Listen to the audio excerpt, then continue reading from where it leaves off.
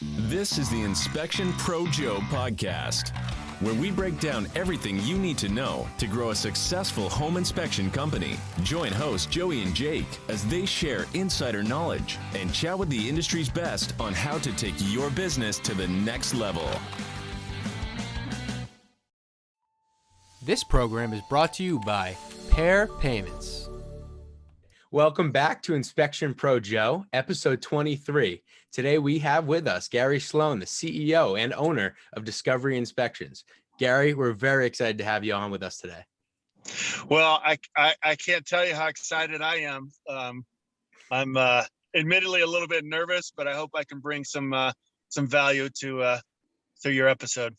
I'm sure you can. Heck yeah, I'm extremely excited too, Gary. I remember visiting you a couple years ago in Atlanta at your office, and you just had such an incredible culture, and it was like it was a family. And I just remember being so welcomed and so appreciated by the welcoming from everybody. And it truly is a testament to what you've built. So I'm so excited for you to share with everybody your story and how you got to where you are. So thank you so much for being here. Of course. Yeah, so today we're going to focus on growth. And we wanted to start off with the question of, all right, what inspires you to go from a solo man shop to a multi-inspector firm? And then how do you get there? That's a pretty deep question. Thanks for starting off with something challenging. Oh, yeah. Just get right into it. A little bit about me. I was in the Navy. I was an aircraft quality control inspector for the Navy. And, that's really kind of where my inspection heritage started. And you can imagine the responsibility that an inspector has for a military aircraft. Oh, yeah. And, you miss one thing, and it could be something as simple as the mechanic left his barracks key in the avionics bay. And those F-18s, when they take off, they go inverted, and that innocent key bounces around, sets the aircraft on fire. That poor pilot doesn't just pull over the side of the road and hop out. Yeah. He perishes. So we kind of took that same mindset for the inspection community on residential and commercial. And the bottom line is, everything matters. I mean, everything matters. Every window, every door, every outlet, all the systems, all the components in the systems. And it wasn't until a few years ago I realized there's a lot of similarities between inspecting an aircraft as there are to inspecting a house. And you think, well, how can that be? Well, there's a structure, there's an electrical system, there's an exterior skin, right? And so, houses don't fly. And if they do, I don't think we're going to be caring about if it's got a Federal Pacific electrical panel in it or not. Yeah. But so we kind of developed our inspection protocol based on that. Wow. And, to answer the question, I did 10 years as a single inspector. And here was my obstacle, my stumbling block with that. I just felt arrogantly that there's nobody out there that can do an inspection as well as I can. We've heard it before. And I got to tell you, that is so unfounded. There are people out there that can do equal or possibly better than you. And the secret is setting your pride aside and saying, hey, you know what? I'm willing to try that. Because I felt very comfortable doing it myself, because I was only responsible for who? Me. Right? Yep. And, I knew that I went into the deepest part of the crawl space, or, got on a roof that was probably not safe to get on. But the reality is, if you want to grow your company, you got to rely on others. You have to rely on other people. And so I've been in coaching for years. Coaching meaning I had a coach that would coach me, and I've had consultants too. And what I learned is the difference between a coach and a consultant. A consultant brings expertise to you, whereas a coach brings the expertise out of you. Okay. You know the difference there? Love that. Yeah. It's very And insightful. so I said, all right. I heard you. Okay, I'm gonna try someone. And so got this person up to speed, way overtrained them, because I had that confidence factor. Is it I also, ended up is it I'm hard to sorry? is it hard to let go of the control there? Oh my gosh. You know, when I go somewhere, I want to be the driver of the car, Yeah. you know? I get And it. that's a personal limitation that I had Yeah. to overcome to say, hey, you know what? If I'm going to grow the company, I got to get some quality people. Yeah. And so I'll never forget, I went on a national conference out in Dallas, Texas, and I'm sitting in class and I get a text that says, we got a problem. Great. So I quietly excuse myself from the class, and I'm informed that our inspector, on the first day that I released him, stepped through someone's ceiling. Oh my gosh. I was in the corner. I was in the corner of the room in the fetal position, shaking, going, how could this possibly, this is what I'm talking about. So I'm surprised you didn't give up there and say, screw it, I'm doing it myself. Well, you know, so I'm with other like-minded business owners who had made that transition from a single operation to multi-inspector. And they saw my demeanor change and they said, what's wrong with you, Gary? So I told them, and their reaction was not horror or shock or surprise. It was like, okay, so what are you going to do? Well, we're going to notify all parties, and we're going to use a contractor that the seller is comfortable with, not someone that we send over cheap with alcohol in his breath. Yeah. And we're going to fix it to the satisfaction level of the seller. And they were like, yeah, that's what you do. Now get back to class. Okay. All right. So I think that happened for a reason, you know? Yeah. Things are going to happen, you know? And, you know, I think the mark of a good company is determined on their actions when things go wrong. Right? Yeah. Amen. Because people cross their arms and they wait. And you know, I don't follow Bill Gates, but I think he's the one that made the expression, one of your most valuable customers is one who's complaining. Yeah. And what he means by that is they're giving negative feedback, and it may not feel good, but then they give you an opportunity to make things right. Yeah. And I love so that. So we've had to develop systems and processes. And one of my favorite shows that we can watch as a family, because I have a 19-year-old daughter, and I'm not watching The Bachelor. Okay. But we can watch Shark Tank, and we can watch The Prophet. Yeah.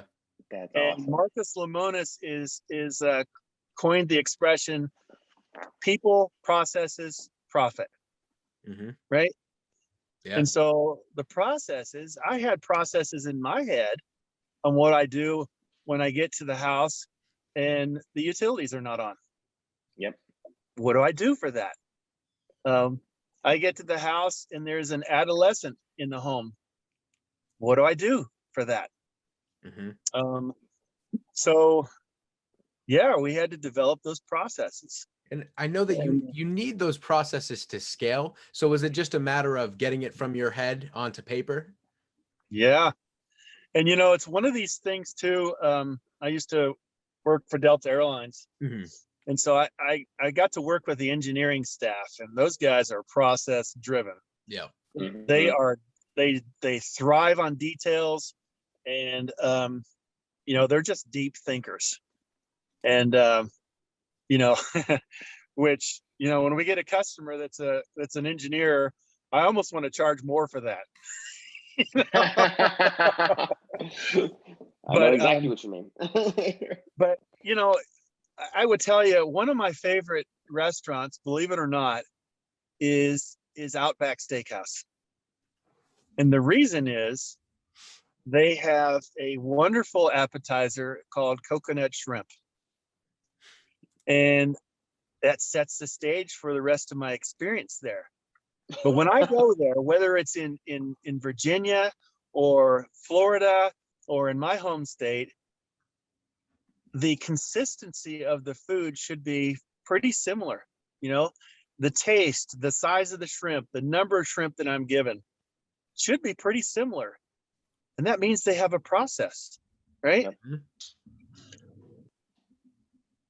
So how did I make that transition? I said, you know what? I've got to rely on other people.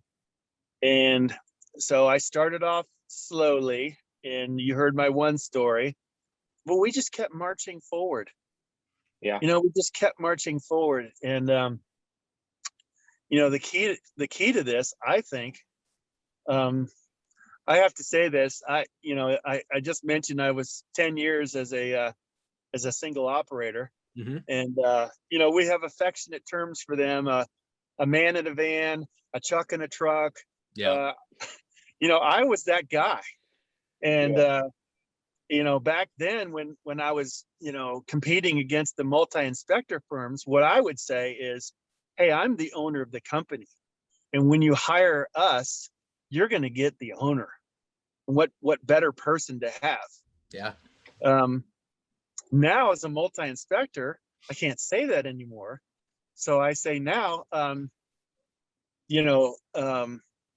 who's doing their quality control? Yeah. Who's checking up after them? So we have a pretty robust quality control program where we randomly pull the inspector's reports to make sure, and we have a KPI Mm-hmm. and metrics that evaluate the inspection report itself. Was it delivered on time? Did it have the right photos in it? Are the photos clear and concise?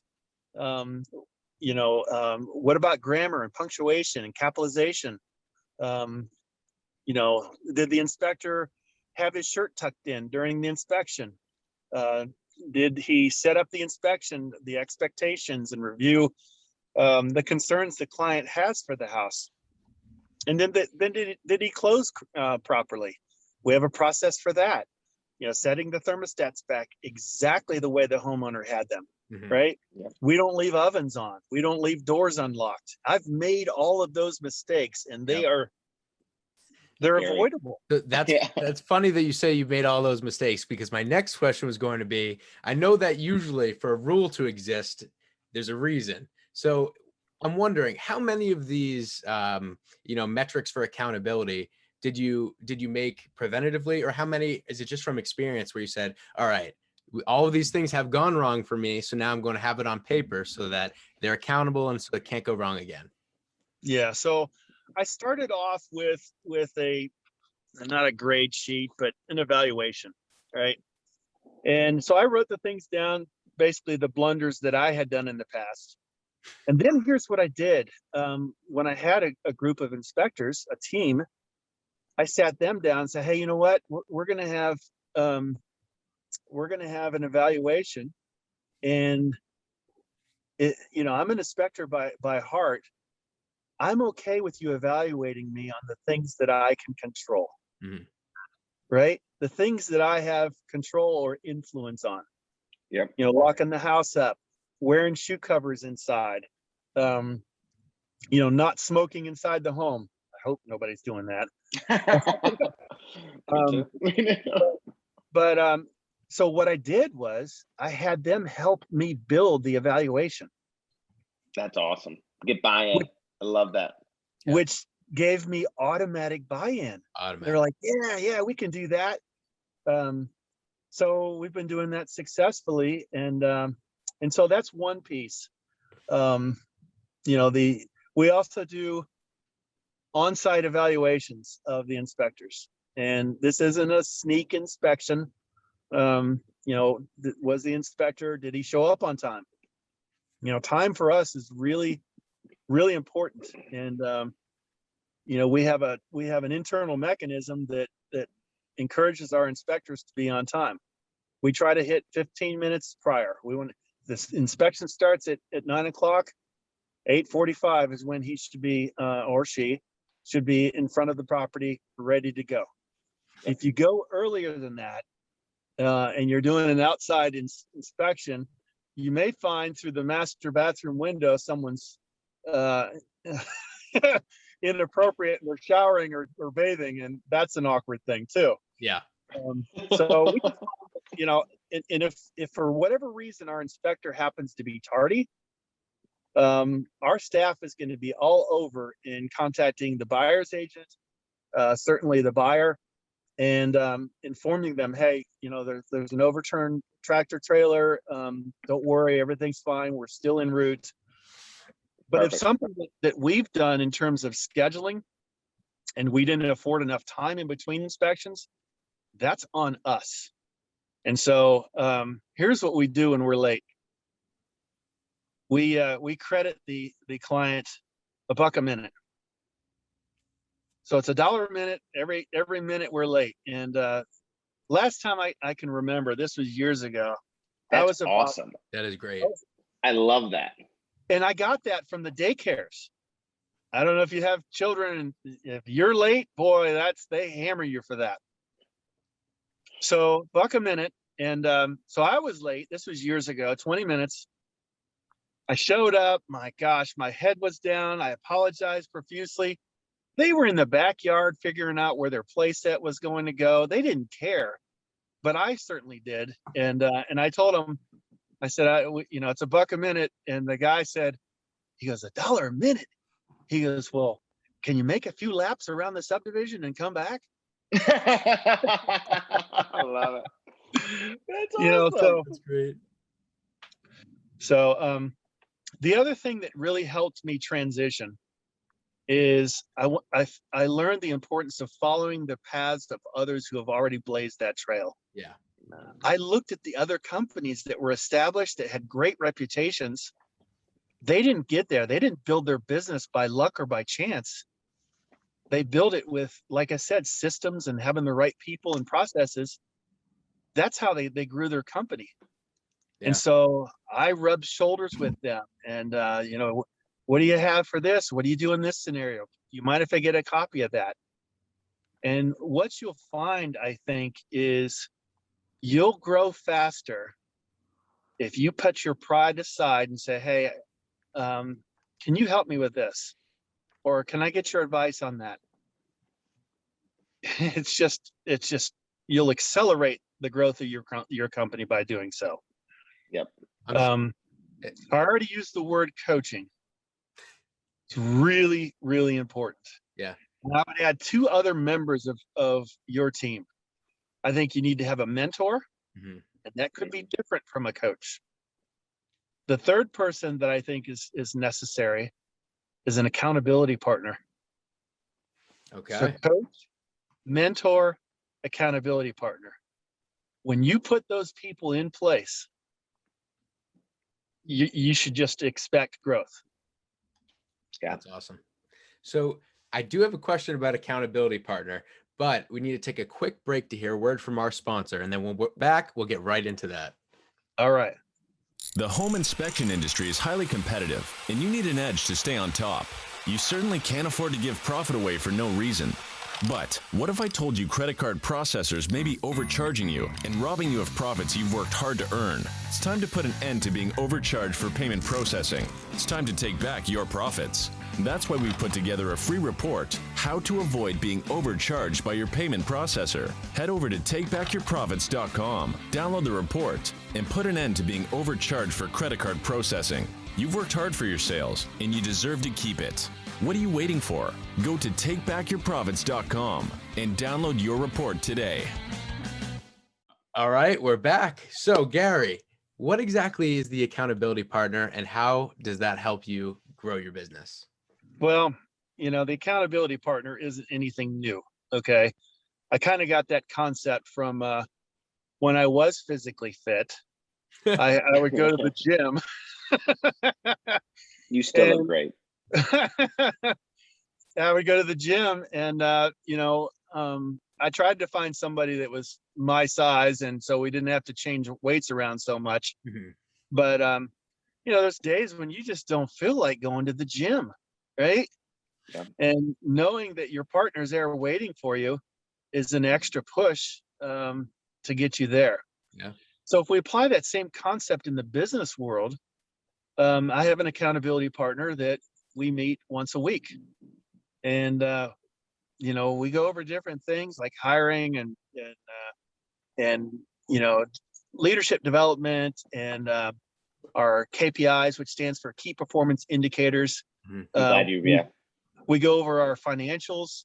That's really important. And honestly, it's probably one of the things that I'm weakest in is the numbers. And you'll hear that from virtually any coaching company or any coach to say, you better know your numbers. Yeah. I don't have a degree in finance or anything like that. So I'm paying to have experts that give me sound advice through coaching. So I think that's super important. The accountability partner is picking the right one. They need to be accountable to you, and you need to be accountable right back to them. And you know what? That whole expression of you can have excuses or you can have results. It's your choice. both. I Yeah. love that. Absolutely love that. So my last question to you to wrap up is, so someone who sees this podcast that says, you know what, this is my message, this is my inspiration, I need to grow my business and become a multi-inspector firm. What are Gary Sloan's 2 or 3 tips for how they should do that, what they should be doing today, what they can do actionable today? Okay. Number one, I think we've kind of really driven it home, but there's some really great coaching programs out there. There are in our industry. Find one that fits with you, and get involved. And don't be that wallflower. You got to get past that. The reality is there's a lot of people depending on you to make decisions, good decisions. And I would start with my family, and then I would say the staff is also depending on you to make good decisions. So, some of the best decisions I think are done in a group format. And I shared one with you on how we developed that evaluation tool. So I love it. take action, don't just go to these events. Coaching is expensive. Yeah. And I was not a very good, I wasn't very coachable at first. That's not going to work in my market. Right? Yeah.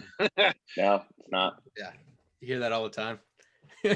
Well, I think you brought up 2 good points. Like coaching tells you like how you can get to point A to point B. An accountability partner makes sure you're actually taking the actions to get there.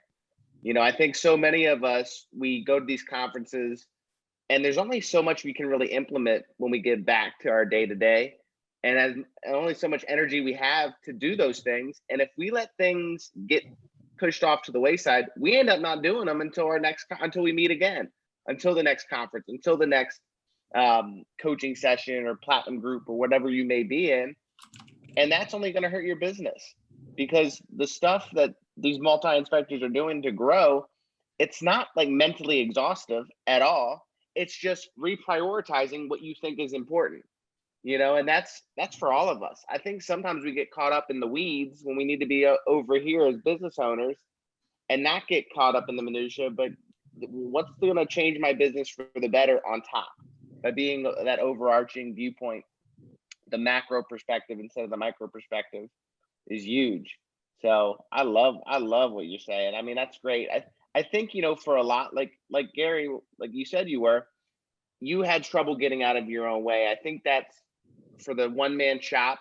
That is the hardest thing for them to let go of, is control. especially when they've built a great word of mouth business. It's just them. Giving up those pieces of control is the only way that you're going to be able to really grow your business. You know, have key performance indicators, have things that you can measure, have processes, and refine that. People are going to make mistakes. I thought it was so hilarious when you were like, yep, first day on the job, he steps through an attic. How many more attics have been stepped through?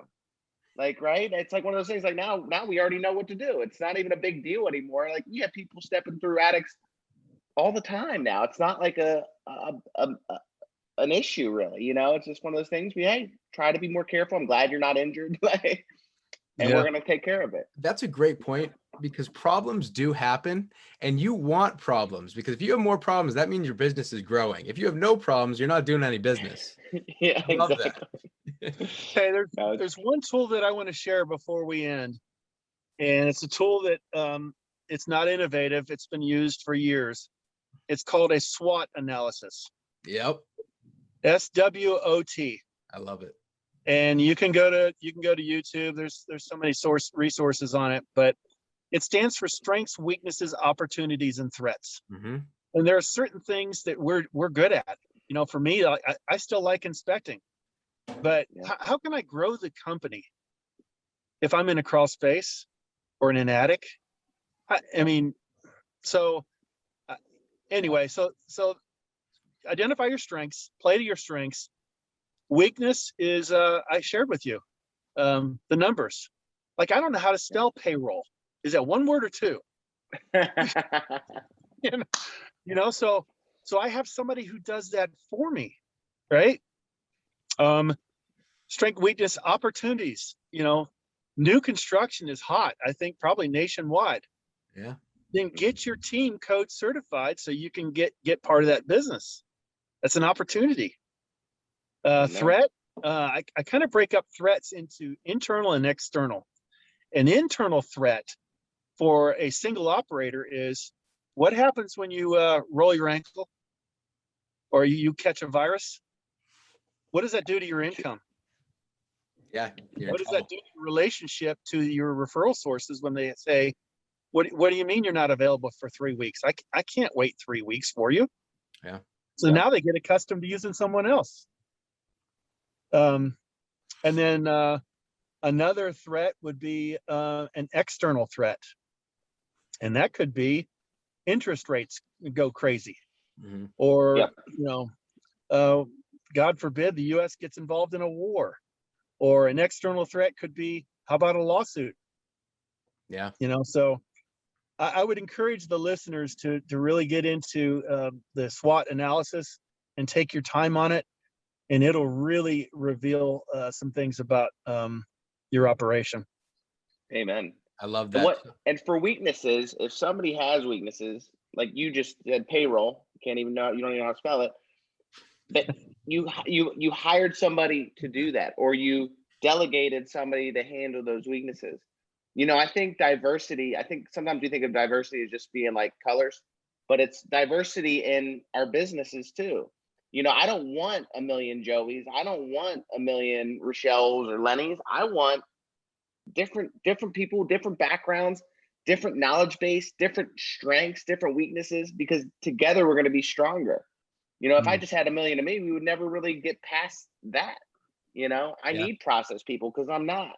You know, I need those people in my business that are going to be very detailed. So that's huge too. Don't think that don't try to make your weaknesses your strengths. I think the best way is to live on your strengths, do those very well, and then outsource your weaknesses. You know, I think you still have to have a basic understanding of your weaknesses, of what you're telling people to do, but you don't need an extreme understanding either, you know? I couldn't agree more. Yep. Awesome. Well, this has been great, man. What I'll do is I'll attach a link on the YouTube and podcast platforms for the SWOT analysis, so that way, and for discovery inspection. So that way you guys, whoever's listening, can go check out what Gary's doing, and you know how you can use that SWOT analysis to really get an idea of what's going on for you and how you can keep pushing forward and grow your business. Yeah. Well, I can't say thank you enough. I think very highly of your operation. Thank you. And whatever Joey does, that's what Gary wants to do. I love you, man. I learned a lot from you too, man. We're in it together. So thank you so much. Yeah, thank you so much for coming on. That was fantastic. You guys were awesome. Thank you. We'll see you next week, guys. We have got another couple of guests coming on, and we can't wait to share what they have to say. We got some great insights that are coming your way. So thank you very much. We'll see you next week. Thanks for listening to the Inspection Pro Joe podcast. If you haven't subscribed, go ahead and smash that subscribe button. And don't forget to hit the bell so you won't miss our next episode. This episode was produced by Jake Aronson. This has been a Pair Payments production.